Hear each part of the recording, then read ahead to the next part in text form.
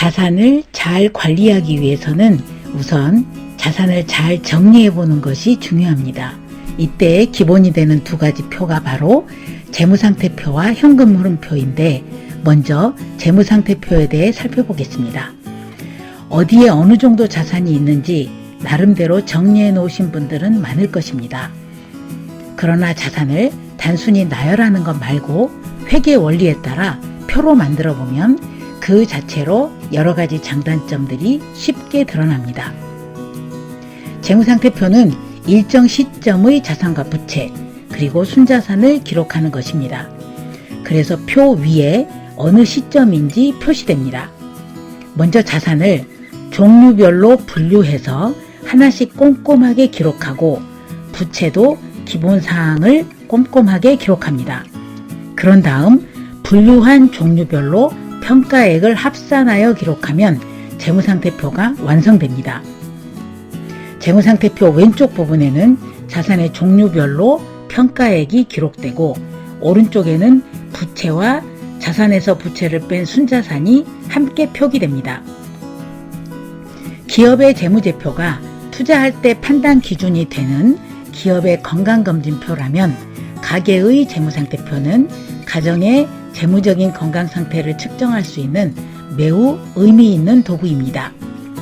자산은 크게 보면 금융자산과 부동산 자산이 있는데 금융자산은 다시 유동성 자산, 채권형 자산, 주식형 자산, 연금성 자산으로 나눕니다. 연금성 자산을 따로 분리한 이유는 요즘 연금 상품이 매우 다양하고 복잡해져서 한 종류로 분류하기가 어려워졌기 때문입니다. 계좌 개념의 연금 상품은 그 계좌 안에 예금이나 채권, 주식형 펀드 등 다양한 형태의 자산을 담을 수 있게 되었습니다. 금융자산 중에서 채권이나 주식을 기반으로 하지 않는 상품들이 있습니다. 예를 들면 금이나 환율, 원유 등을 기초로 하는 상품들도 있습니다. 채권이나 주식으로 분류하기 애매한 상품은 따로 분류하셔도 되겠습니다. 여기서는 앞서 언급한 4가지 금융자산과 보장성 자산, 부동산 자산, 기타 자산 혹은 사용자산, 그리고 부채로 나눠보겠습니다. 유동성 자산은 원금 및 이자의 손실 없이 수시 입출금이 가능한 금융상품으로 비정기 지출이나 투자 대기자금 또는 비상예비자금 등의 목적으로 사용할 자산을 말합니다. 급여통장이나 CMA의 잔고를 기록하면 됩니다. 채권형 자산은 예적금, 저축보험, 채권, 채권형 펀드 등 이자 수익이 기본이 되는 상품을 말합니다. 주식형 자산은 주식 직접 투자, 주식형 펀드 및 주식 관련 파생 상품 등을 기록합니다. 연금성 자산은 연금보험, 연금저축, 연금펀드 등의 개인연금과 퇴직연금으로 구별할 수 있고 자산 종류별로는 채권형, 주식형, 혼합형 연금으로 구별할 수 있습니다. 연금 자산을 개인연금과 퇴직연금으로 구별해도 되고 자산 종류별로 구별해도 상관없으니 더 편한 방법으로 분류하시면 됩니다. 국민연금은 내가 직접 납입하나 자산으로 기록하지는 않고 퇴직연금은 내가 직접 납입하지는 않으나 분명한 현재의 자산이므로 자산에 포함합니다.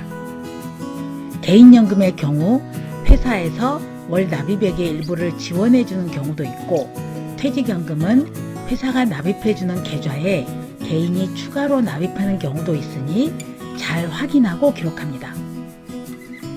보험은 현재 시점의 자산을 기록하는 재무상태표에서는 큰 의미가 없을 수 있지만 현금 흐름에서는 꽤 큰 비중을 차지합니다. 자산을 파악하는 의미로 보면 보험은 해약환급금을 기록하면 됩니다.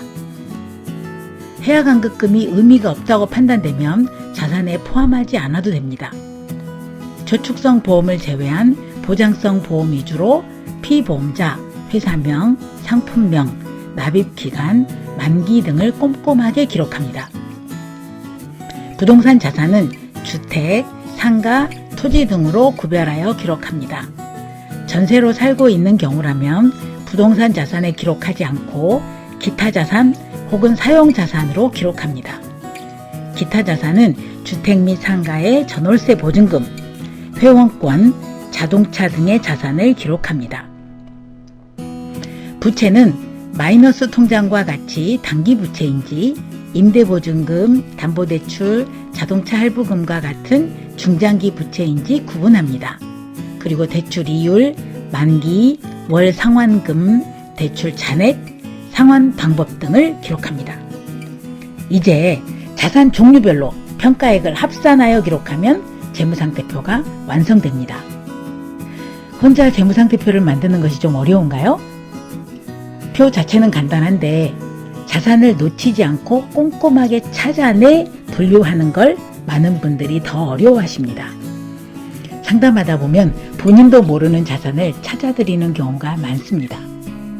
혼자 재무상태표를 작업하기 어려운 분들은 꼭 상담사와 상의해서 작업해 보시기 바랍니다.